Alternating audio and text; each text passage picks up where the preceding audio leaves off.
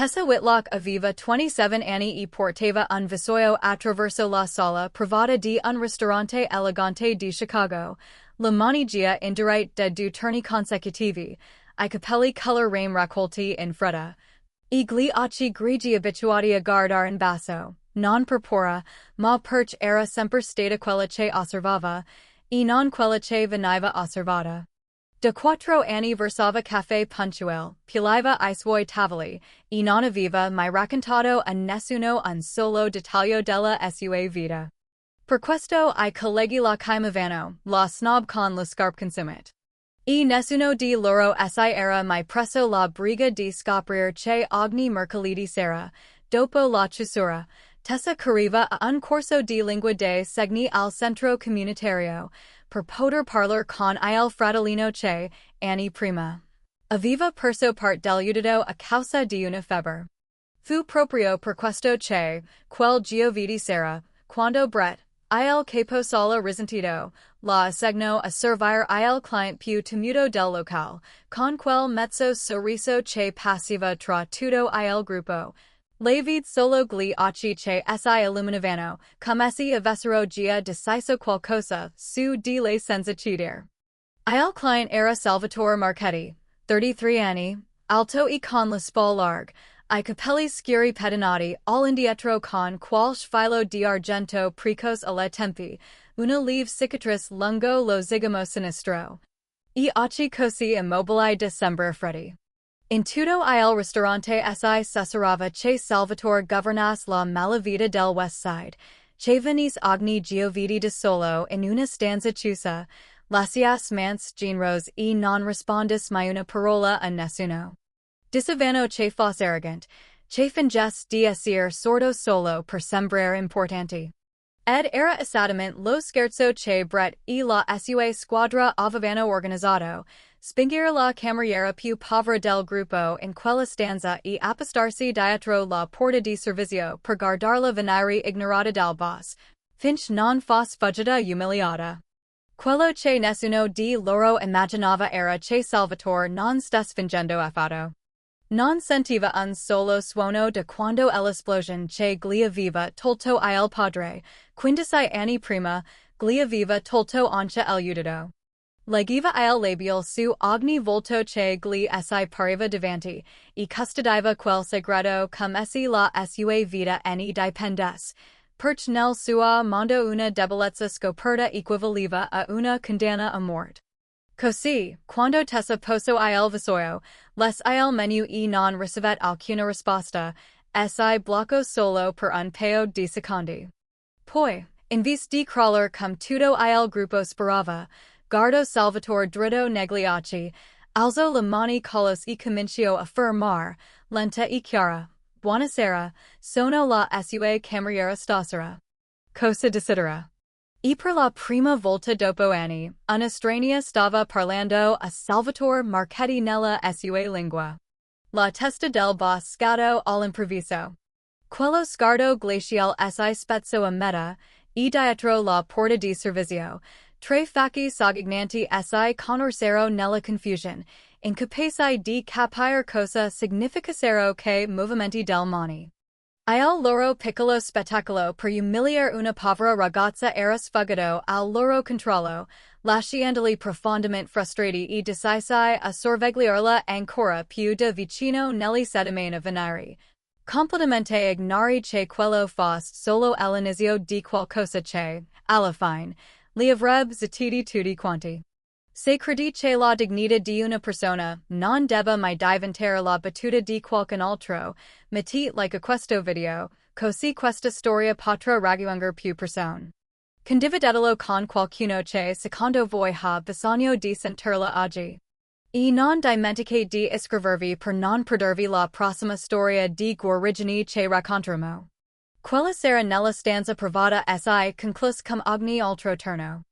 Tessa si tolse il grembiule verso mezzanotte, cammino fino alla fermata dell'autobus sotto una leggera piaggerella di Chicago, e lasciò che la città scorresse dietro il vetro appannato, tutta la strada fino al South Side, dove il suo monolocale si trovava al terzo piano di un vecchio palazzo, con lo scale che sapevano sempre di umido e una luz del corridoio che sfarfallava. Ancha seil padrone di casa aveva promesso di ripararla due inverni prima. Aprì la porta con molta cautela, perch sapeva che Danny dormiva già. Sua fratello, 22 anni, aveva lasciato accesa la lampada di tavolo e un bigliettino accanto alla pentola di riso, dicendo che lui aveva messo da parte una porzione. Poche parole stort, ma abbastanza da farla restare immobile per un momento in quella cucina angusta. Perch dopo una giornata intera passata tra volti che la guardavano come fosse un mobile di poco conto, quel pezzetto di carta era l'unica cosa a ricordare che era ancora un essere umano che qualcuno aspettava. Danny aveva perso parte dell'udito dopo una febbre quando aveva 7 anni, e quell'episodio apparteneva ormai a un passato lontano. Nessuno dei due lo considerava più una ferita, ma solo un silenzio con cui avevano imparato a convivere. Era grazie a lui che Tessa aveva scoperto per la prima volta I corsi di lingua dei segni, gaffa all'inizio in ogni movimento del mani, finch, poco a poco. Quella lingua era diventata il modo in cui I due fratelli si disavano, le cose che il suono non riusciva a portar.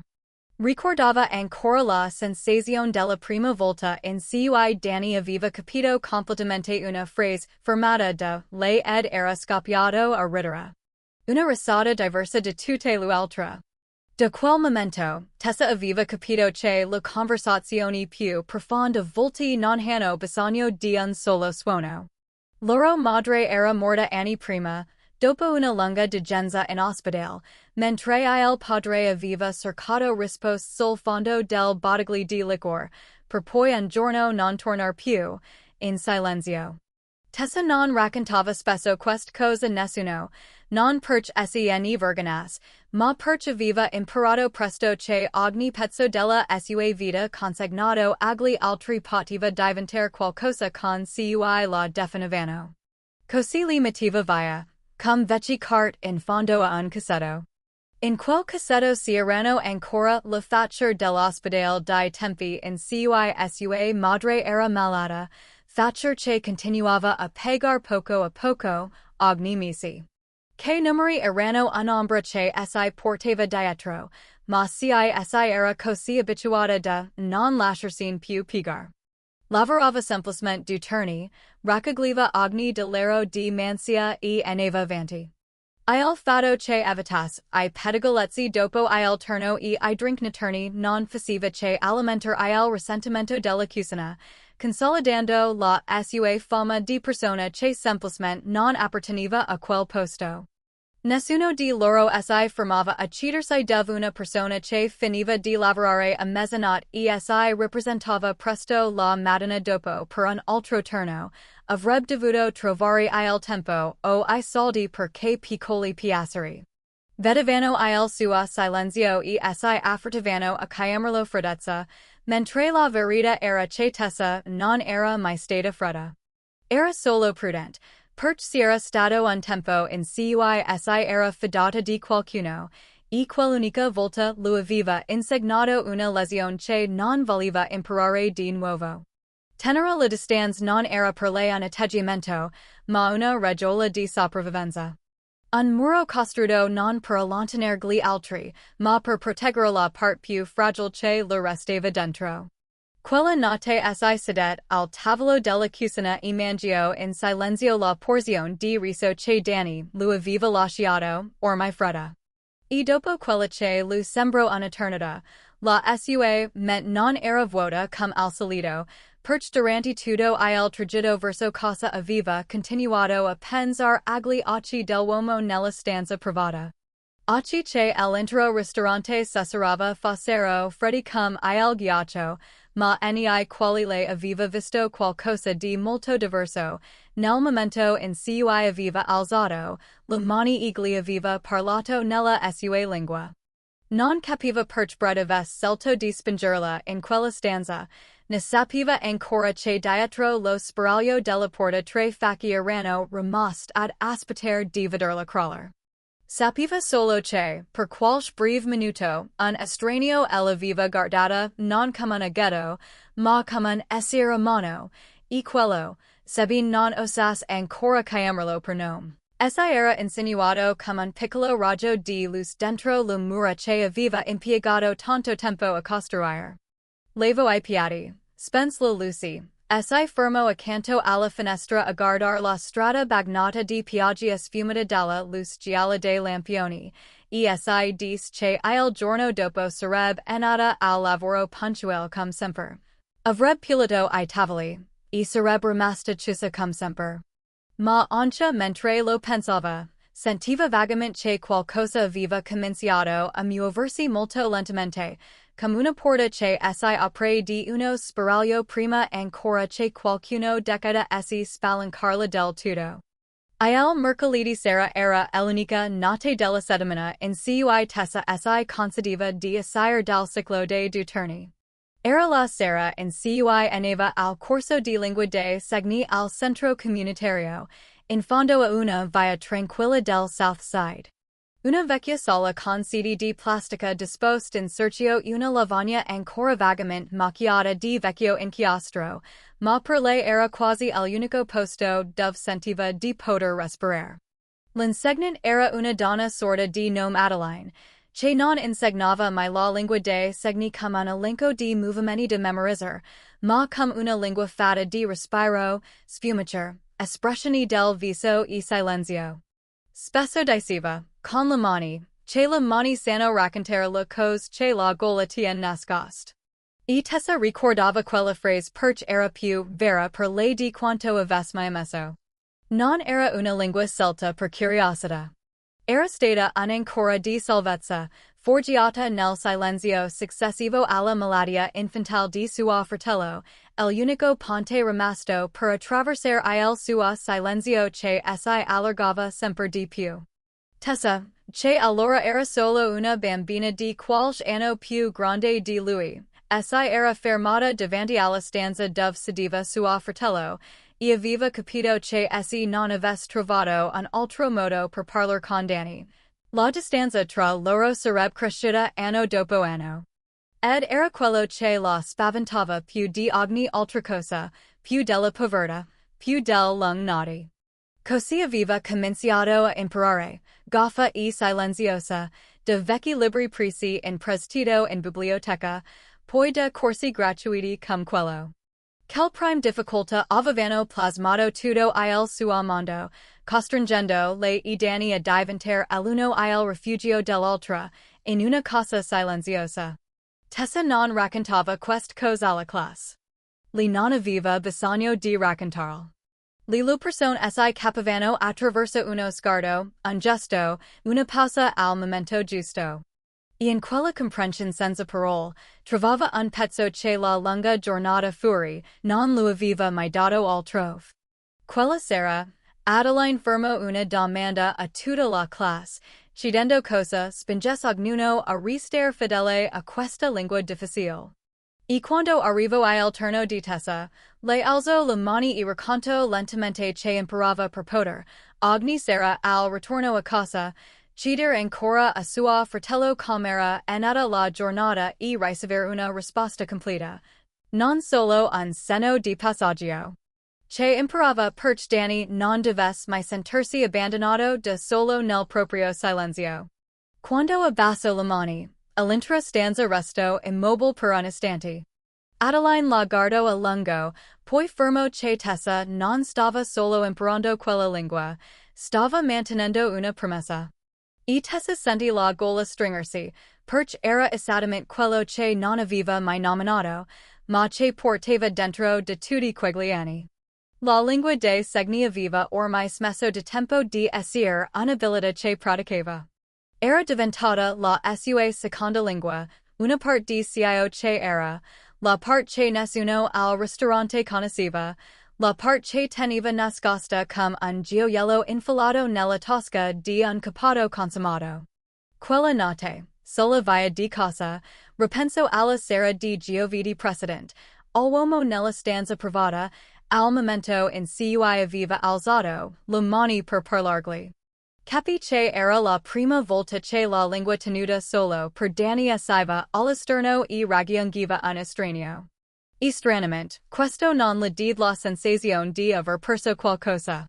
Le did piuttosto la sensazione che qualcosa fosse tornato a collegarsi, come se la part più bella di lei, un tempo riservata a una sola persona, avesse trovato un altro posto dove poter esistere. Quando arrivo a casa, Danny era ancora sveglio, seduto al tavolo a disegnare schizzi tecnici per il suo corso professionale. Vedendo entrare la sorella, alzo lo sguardo e le chiese Segni Cameriera e nata la lezione. Tessa si sedette di fronte a lui, e in vista di raccontargli del corso, gli fermò la storia di un cliente del ristorante che, inaspettatamente, aveva capito la lingua che I due fratelli condividevano.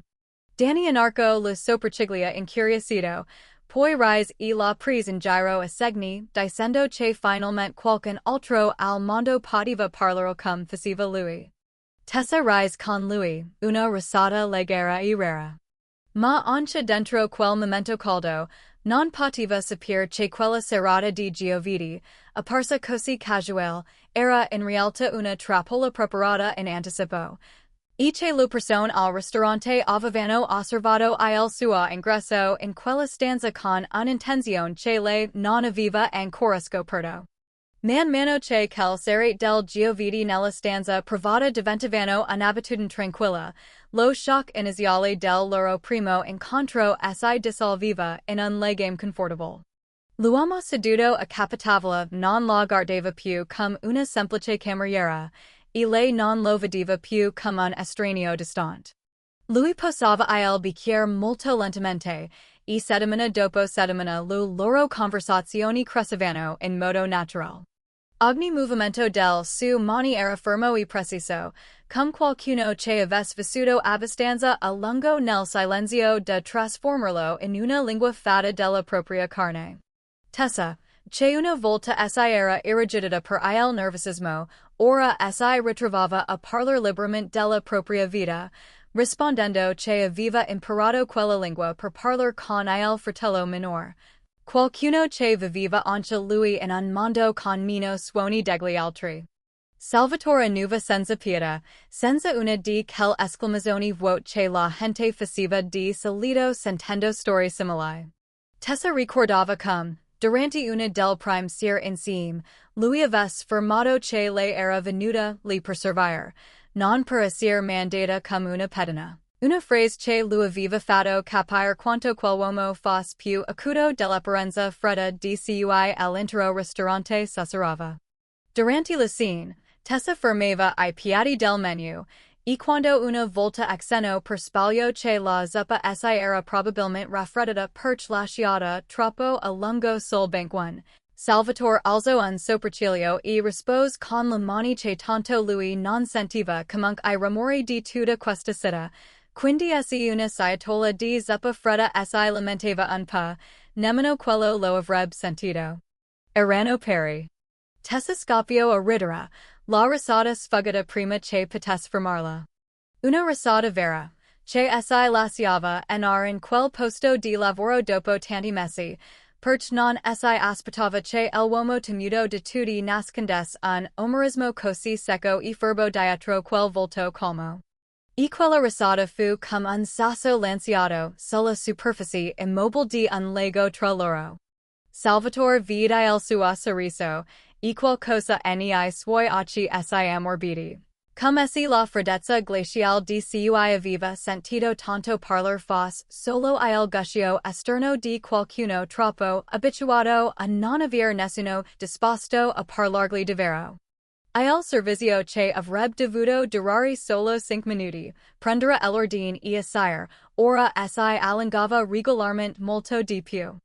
Lui lucideva del fratello minore, della sua scuola professionale, e lei gli raccontava alcune cose, con cautela, quel tanto che bastava. Poi lui fermava che la maggior parte del persone sedute davanti a lui seguiva di parlar molto forte e molto lentamente, come se il volume potesse curare tutto, o peggio. Si voltava a parlar con la persona accanto come se lui non fosse nemmeno nella stanza.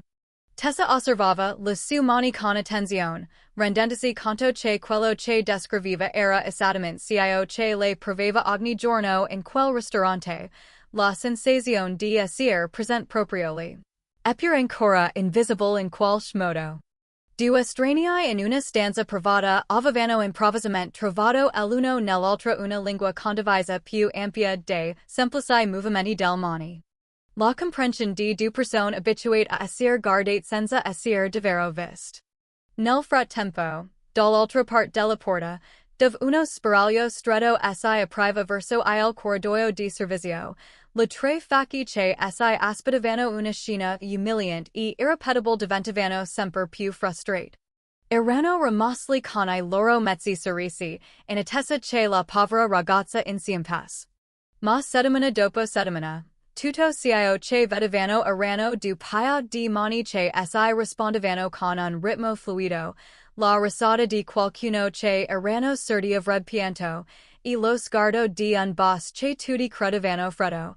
Fissato con attenzione su ogni movimento della cameriera che avevano spinto lì dentro per gioco.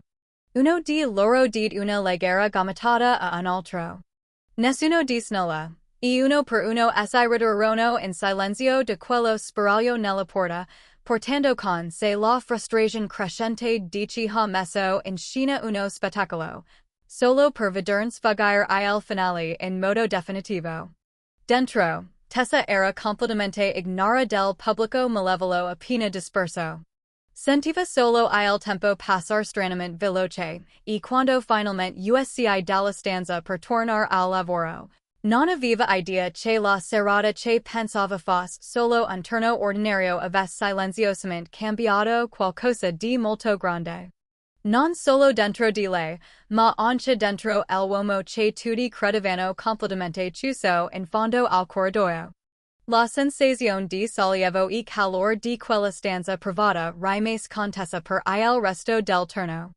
Portava piatti, sparacchiva tavoli, puliva il banquone con un'energia che non perdeva di tempo, la mente ancora piena dell'eco della propria risata e del modo in cui quell'uomo l'aveva guardata. Come se fosse un essere umano invece un'ombra. Ma quella felicità, come avrebbe presto scoperto, durò solo fino al momento esatto in cui sis nella zona lavaggio piatti dietro la cucina per rapport all'ultima pila di vassoi prima di timbrare l'uscita. Lì, nascosti dietro la file di scaffali in accio inox e il rumore dell'acqua corrente, Brett e Carla stavano parlando e ridendo insieme. E siccome non sapevano che lei si fosse avvicinata, le parole che si lasciarono sfuggire non erano affatto misurate. Carla si stava asciugando, le mani irridacchiava, dicendo che pensava che la ragazza sarebbe rimasta lì impalata come una statua e poi sarebbe corsa via singhiozzando. Chi l'avrebbe mai detto? Mentre Brett rideva con amarezza e rispondeva che tutta la loro pianificazione era stata completamente rovinata. Si lamentava che, settimana dopo settimana, avevano sprecato tempo appostati dietro lo spiraglio della porta, aspettando continuamente di vederla imbrazzarsi con quel boss sordo come una pietra, e non avevano ottenuto niente. Sentendo quel frasi, battagli con noncuranza, la realtà dolorosa di quella sera di giovedì trafis Tessa con assoluta chiarezza. I pezzi del puzzle finalmente andarono al loro posto, I sorrassetti maligni, all'assegnazione improvvisa, Illinois loro silenzio calcolato. Non lo era stato assegnato un turno difficile per caso. Lei quel cliente ignaro erano stati serviti come uno spettacolo a buon mercato per il divertimento distorto dei colleghi. Tessa rimase immobile dietro lo scaffale, la pila di vassoi ancora tra le mani, e sentì la calda felicità che solo pochi minuti prima lo riempiva il cuore cominciare a indurarsi, poi a innascidersi dentro il petto. Densa e amara, come qualcosa di bello lasciato troppo a lungo all'aria aperta, finch non marcis prima di poter essere salvato. Ma la cosa che faceva più male, stranamente, non era l'essere stata trasformata in uno scherzo, perché era abituata a essere liquidata, abituata a occhi che la tradavano come un mobile. Uno scherzo diretto a lei era qualcosa che poteva sopportare e lasciar passar, come aveva lasciato passar tant altra cose prima. Cio che davvero la regalava e lo agitava dentro una lenta rabbia, era che avevano trascinato quell'uomo nel loro scherzo senza pensarlo per un solo secondo come un essere umano. Lo chiamavano quel boss sordo come una pietra con tono di scherno, come se il fatto di non poter sentir fosse un difetto da usare per divertimento. Avevano preso proprio la parte di lui che teneva più nascosta, la parte che doveva proteggere come essi protegges la propria vita, e l'avevano usata come materiale per una meschina rappresentazione. Tessa pensò a Danny, e come aves lot auto tutta la vita perch sua fratello non venisse mai trasformato in uno scherzo semplicemente perch viveva in un mondo con meno suoni. Capi, con una certezza agiaxient, che essi le non fosse intervenuta a fermar, un uomo del tutto innocent sarebbe rimasto seduto in un silenzioso disagio, bersaglio di una credeltà che non avrebbe nemmeno potuto sentire arrivare. Quel pensiero la fi stringere la pila di vassoi così forte che la noche lu essi spincarono. Non essi fis avanti. Non parlo.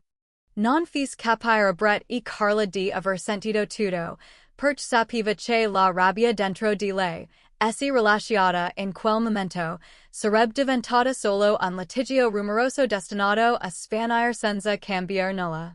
Poso in silenzio I vassoi, essi volto, e per tutto il tragitto verso casa quella notte non penso più alla risata calda della stanza privata. Penso solo a una domanda che tornava, ancora e ancora, nella sua mente, quant volti, nella vita, la persona erano disposte a trasformare la dignità di un altro in intrattenimento, semplicemente perch credevano che quella persona non lo avrebbe mai saputo? E essi le potesse continuare a passar alter in silenzio, come aveva sempre fatto con tutto il resto. Per tutta quella settimana, Tessa portò con sé quella rabbia a fuoco lento, come un piccolo sasso nella tasca del cappotto. Non abbastanza pesante di farla crollare, ma abbastanza tagliente di farlo male ogni volta che la toccava. Continuava ad anar al lavoro punctuale, continuava a pulire I tavoli, continuava a restar chiusa. Essi era quasi convinta che quella sera di giovedì fosse stato solo un altro episodio destinato a passare come tutto il resto, finché non arrivò il giovedì successivo. Quando quell'uomo si presentò di nuovo alla porta del ristorante con il suo solito passo calmo. Questa volta, in vez di camminare in silenzio dritto verso la stanza in fondo al corridoio come al solito, si fermò al banco dell'accoglienza, guardò dritto verso Brett. E con un breve biglietto scritto a mano recise per nome la cameriera del giovedì precedente, per servirlo privatamente. Nessun altro. Tessa si trovava a pochi passi di distanza e vide chiaramente il volto di Brett cambiare. La sua solita espressione beffarda spani, sostituita dall'imbarazzo di un uomo che aveva appena capito che lo scherzo organizzato si era rivoltato in una derisione che non poteva più controllare. Lui la guardò per un momento, poi le fece un cenno rigido con il capo. E così Tessa portò di nuovo il vassoio in quella stanza privata, questa volta con uno stato di animo completamente diverso. Non più la persona spinta lì dentro per fare di scherzo, ma la persona scelta dal cliente stesso. Quando chiuse la porta e si voltò verso di lui, Salvatore le fermò di sedersi per un momento, dicendo che non era abituato a lasciare in piedi la persona che gli stava di fronte, mentre conversava. Tessa esito, perch aneva contro ogni regola del lavoro. Ma qualcosa nei suoi occhi la fece posare il vassoio e sedersi sul bordo della sedia. Allora Salvatore cominciò a raccontarle, lentamente e con chiarezza, qualcosa che le sentiva non avesse detto a molte persone. Le fermo e le chise essi sapesse perch tutta la città saras che lui fingesse di essere sordo per sembrare importante. E senza aspettare la sua risposta, rispose lui stesso, dicendo che lasciava vivere quella voce, che si era persino sentito sollevato quando la gente si credeva, perch nel mondo in cui viveva. Una voce sull'arroganza era innocua, mentre la verità su una debolezza poteva costar caro a un uomo. Lo racconto che non sentiva un solo suono da un evento accaduto molti anni prima. Il giorno in cui un'esplosione gli aveva portato via il padre, e insieme al padre anche l'aiuto. Ne parlava con calma, come se parlasse di un lontano inverno, senza autocommiserazione, senza esagerazione, solo come una verità con cui aveva imparato a convivere. Alzò la mano e toccò la lieve cicatrice lungo lo zigomo, poi fermo che la gente guardava quella cicatrice e immaginava ogni sorta di storie drammatiche sulla malavita. Ma per lui era solo cio che restava del giorno in cui aveva perso molte cose insieme, ed era stato costretto a crescere nel giro di una notte. Dice che dopo quel giorno aveva imparato a leggere il labial di chiunque gli stesse intorno, aveva imparato a osservare con tanta attenzione che nessuno si accorgeva che stava compensando cio che gli mancava. E lo nascondeva così completamente che solo poche persone di massima fiducia conoscevano la verità, perch nel suo mondo, rivelare una debolezza non era diverso dal fermare la propria condanna. Tessa ascoltava con tutti gli occhi, e capì che l'uomo davanti a lei le stava dando qualcosa di più prezioso della norma fiducia. Lo stava mettendo tra le mani proprio la parte di sé che aveva passato tutta la vita a proteggere. Gli fermo e gli chiese perch raccontasse tutto questo a una cameriera incontrata una sola volta. Lui la guardò per un momento, poi rispose che era perch lei era la prima persona, in molti anni, a entrare in quella stanza e a parlargli come se fosse un essere umano qualunque. Non un boss spaventoso na un povero disgraziato da compatire. Che non aveva parlato più forte, non aveva parlato più lentamente, non lo aveva competito, e non lo aveva temuto. Gli aveva semplicemente parlato, e questo per lui era così raro che aveva quasi dimenticato che sensazione fosse.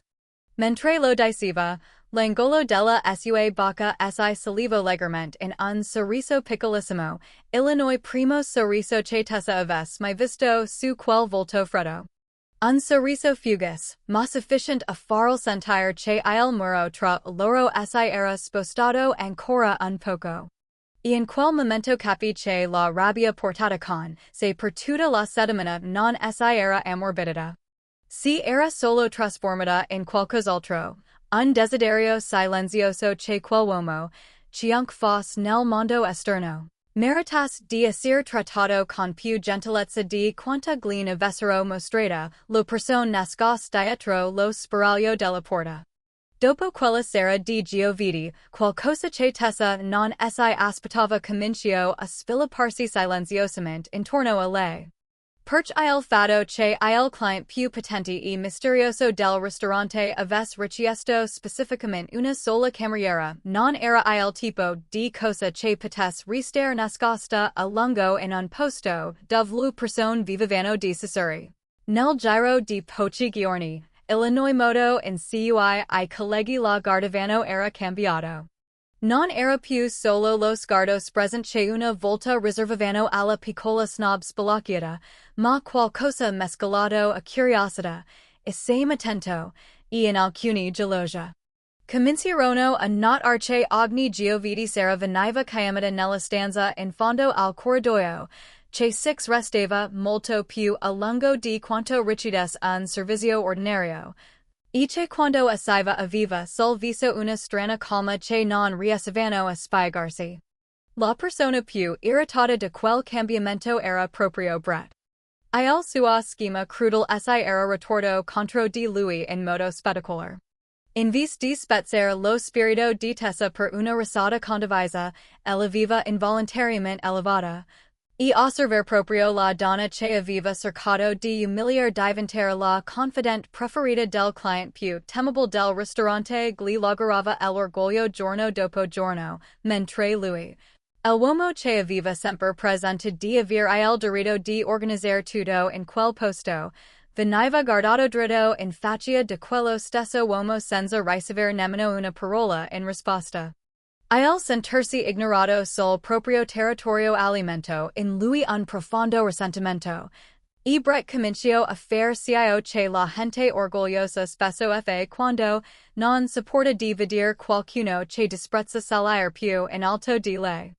Comincio a lanciare commenti elusivi. All'inizio solo qualche phrase, but ad lì percaso durante I momenti di lavoro intenso in cucina, dicendo che era strano, no, che una ragazza qualunque, senza niente di speciale. Avesse improvvisamente adorato l'attenzione del boss. Che chissà cosa facevano I do in quella stanza privata. Kelpatut a metà tra lo scherzo e il serios venivano lasciate cadere proprio nei momenti in cui c'era più gente intorno, abbastanza vague de poter negare e far passar per divertimento, ma abbastanza velenos de piantare un'immagine distorta di Tessanella, ment di chi ascoltava. Carla, che gia non la sopportava, si uni immediatamente, aggiungendo color e veleno a ogni pettegolezzo, finch la storia originale non fu stata rigirata più volte attraverso ogni bocca che la faceva passar. E così, Illinois nome di Tessa, appartenente a una donna che aveva passato tutta la vita a voler solo essere lasciata in pace e restare invisible, divenne improvvisamente l'argomento di pettegolezzo più caldo in cucina dopo la cena. L'ironia crudele era che più lei restava silenziosa, più si rifiutava di spiegarsi, più ci difendeva, la voce interpretava il suo silenzio come una confession. In mezzo a quell'atmosfera che si faceva sempre più densa, una persona cominciò a sentirsi a disagio, ed era Owen, Illinois cameriere più giovane del gruppo. Quello che si era appostato dietro lo spiraglio della porta insieme a Brett e Carla quella sera di giovedì per unirsi allo scherzo. Owen non era una persona crudele. Era solo giovane e debole di carattere, facilmente trascinato dal gruppo e spaventato all'idea di diventare l'escluso. Ma man mano che vedeva il pettegolezzo allontanarsi sempre di più de quello che una volta pensava fosse solo una presa in giro innocua, man mano che lo vedeva puntare alla dignità di Tessa in un modo sempre più difficile da ascoltare, qualcosa dentro di lui cominciò a fargli male, per il senso di colpa. Ricordava il volto calmo di Tessa quando usciva dalla stanza. Ricordava che, in tutte quelle settimane, lei non aveva fatto nulla per meritare parole del genere. E cominciò a rendersi vagamente conto di aver contribuito a creare qualcosa di cattivo, anche se tutto ciò che aveva fatto era stato restarli a ridere insieme agli altri. Owen non aveva ancora abbastanza coraggio per parlare apertamente. Restava in silenzio ogni volta che Brett faceva un altro commento, continuava ad abbassare lo sguardo ed evitare gli occhi di Tessa ogni volta che lui passava canto, ma il disagio dentro di lui continuava a crescere, come un seme piantato nel posto sbagliato. E anche se ancora non lo sapeva, quel lento senso di colpa che lo radiva sarebbe diventato in seguito la cosa che avrebbe fatto tutta la differenza.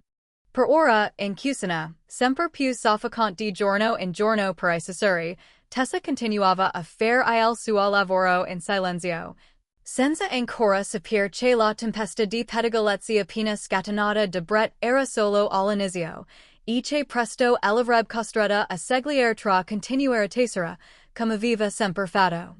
O alzarsi in piedi e tracciare un confine che aveva passato tutta la vita a evitare. Nonostante I Sassuri che la giravano intorno fuori di quella stanza, la sera di giovedì nella sala in fondo al corridoio continuavano ad arrivare puntuali, e poco a poco diventarono un momento che Tessa, per senza ammetterlo nemmeno a se stessa, cominciò silenziosamente ad aspettare, perché era l'unico posto dove non era la piccola snob spelacchiata o l'argomento di pettegolezzo in cucina, ma semplicemente un essere a mano ascoltato. Esse l'ultima volta era stata Salvatore ad apersi abbastanza da raccontare cio che teneva più nascosto, questa volta, per ragioni che non capiva del tutto, tessa si ritrovo a voler parlar lei stessa. Forse perché aveva visto lui offro la sua verità, sentiva che sarebbe stato ingiusto continuare a nascondersi per sempre dietro il proprio muro. Quel giorno, quando lui la fermo chiedendole perché qualcuna così Giovanni avesse scelto di vivere così chiusa, lei rimase in silenzio a lungo, poi lentamente alzò le mani e cominciò a raccontargli. Gli disse che si era stato un tempo in cui non era così, che una volta si era stata una persona di cui si era fidata abbastanza da raccontare il tutto della propria vita. Qualcuno che aveva visto come un rifugio durante I giorni più difficili. E poi aveva riposto la sua fiducia così completamente in quella persona, non era stata in guardia quando lui aveva chiesto in prestito I soldi che aveva messo da parte, un dollaro alla volta, per mesi. Soldi accantonati per qualcosa di importante legato al fratello minore. Poi, un giorno, quella persona era scomparsa con tutto, senza una sola spiegazione, lasciandola con le mani vuote e una lesione che non voleva mai più imparare. Fermo che cio che ella viva ferita di più non era stato per dire I soldi. I soldi si potevano guadagnare di nuovo, prendendo turni extra. Cio che ella viva spezzata era stata la scoperta di essersi fidata della persona sbagliata, che la part più tenera di sé, quella che aveva aperto a qualcuno, era stata usata proprio da quella persona per ferirla. E da allora aveva imparato a costruire muri, non perché fosse fredda come pensava la gente, ma perché aveva paura. Paura che, si fosse aperta un'altra volta, la ferita successiva sarebbe stata una di cui non avrebbe più potuto risollevarsi. Salvatore osservò ogni movimento del suo mani senza mai interromperla, senza querer consolarla, senza offrire consigli vuoti. Si limitò a guardarla con occhi che le dicevano che capiva. Poi le continuò e gli parlò di Danny, del fratello di 22 anni che studiava un mestiere, della febbre di quando era piccolo che gli aveva tolto parte dell'udito, trasformando il suo mondo in un posto con meno suoni di quello degli altri. Gli disse che Danny era la ragione per cui aveva trovato la sua strada verso la lingua dei segni, che I soldi di cui era stata truffata anni prima erano destinati a lui, e che, non importa quanto la vita lo avesse tolto, essa era sempre detta che non avrebbe mai lasciato che suo fratello si sentisse abbandonato da solo nel proprio silenzio. Quando parlò di Danny, qualcosa cambiò negli occhi di Salvatore. Si raddrizzò leggermente, più attento, perché era la prima volta che sentiva parlar di quel fratello minore.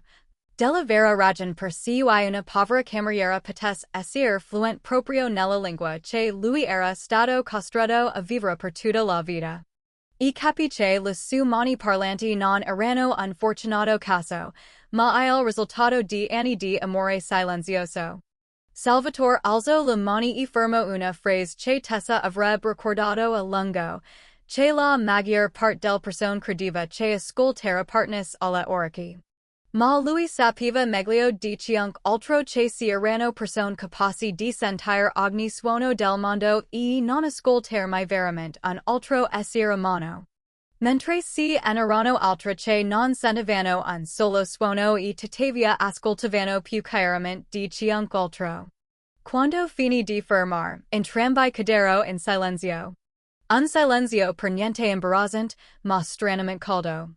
Come se dentro quella stanza privata du persone abituate a nascondersi dietro muri si fossero appena rese conto di vedersi reciprocamente in un modo che pochissime persone, nella loro vita, avevano mai avuto occasione di sperimentare.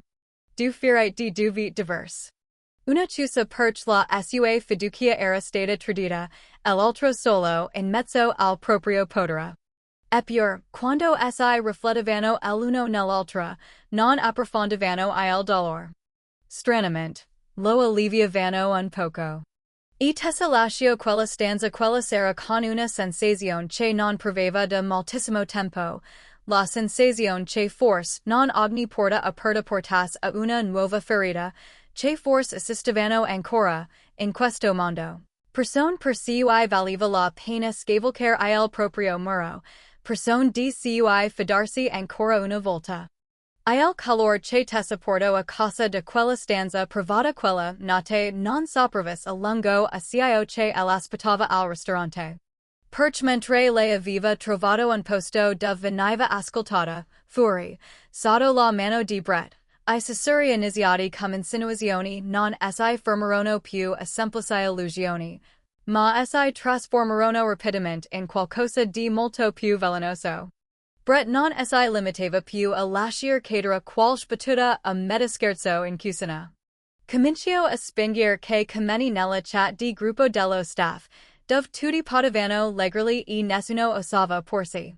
Scriveva messaggi che insinuavano che l'unica ragione per cui una ragazza qualunque come tessa fosse improvvisamente diventata la preferita del client più potente fosse che sapeva, come mercanteggiare, che si aggrappava a un uomo ricco e influente del sottobosco criminal per trovare un modo di uscire dalla sua vita da povera cameriera. Avvolgeva quel parole nel travestimento dello scherzo, aggiungendo qualche faccina che ridacchiava per farlo sembrare iniquo, ma chiunque lo leggesse capiva che stava deliberatamente insidiciando la sua dignità nel modo più sporco. E quello che spinse tutto oltre il confine del semplice scherzo fu che Brett non si fermò alla parole. Cominciò a fare cose che mettevano a disagio tessa ogni volta che lo era vicino. Lo bloccava deliberatamente il passaggio nei corridoi stretti dietro la cucina, costringendola a passargli accanto stretta, faceva commenti sul suo corpo con quel tono di scherno, e ogni volta che lei mostrava disagio. Lui rideva e diceva che era troppo tesa, che stava solo scherzando. Quell'abitudine di trasformare la vittima in quella che esagerava lasciava tessa arrabbiata e intrappolata, perch lui era il capo sola, la persona che aveva in mano I suoi turni e il suo lavoro. Lei capiva che essi avesse ingigantito la question, la prima a soffrire sarebbe stata lei. Cio che contava era che tessa non era l'unica vittima. In che giorni, cominciò a rendersi vagamente conto, attraverso sguardi sfuggenti e frammenti di conversazioni, che si erano state altra ragazza prima di lei che avevano lavorato, lì subito lo stesso tipo di comportamento da parte di Brett, per poi lasciare in silenzio senza denunziare nulla, perch tutti avevano paura. Tutti avevano bisogno del lavoro, e tutti sapevano che la voce di una cameriera passava pochissimo contro un manager benvoluto dai piani alti.